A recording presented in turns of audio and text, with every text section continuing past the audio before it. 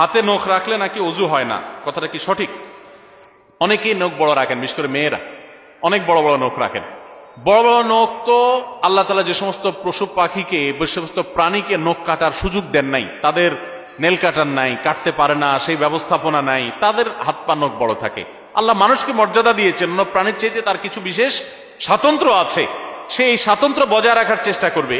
নখ বড় রাখা এটা তো পশু পাখির কাতারে নিজেকে সামিল করার মধ্যে সামিল। এজন্য ইসলাম এটাকে অপছন্দ করে, এটা ইসলাম জায়েজ করে না।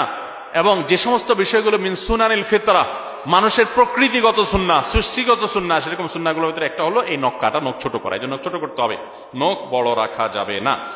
যদি হাতের নখ বড় রাখেন, এত বড় যে ওইটার ভেতরে পানি পৌঁছায় না, এবং আপনার কোন মতে উজু করে চলে আসেন, তাহলে উজু না হওয়ার, গোসল না হওয়ার আশঙ্কা আছে।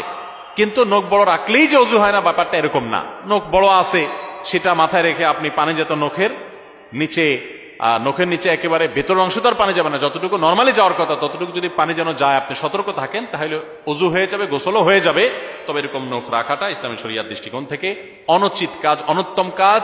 এই সমস্ত নখের নিচে ময়লা জমে, অনেক কিছু আপনার জীবাণু ইত্যাদি থাকতে পারে, এগুলো আমরা আমাদের খাবারের সাথে পেটের ভিতরে যেতে পারে, আমাদের জন্য স্বাস্থ্যের জন্য ক্ষতিকর হতে পারে।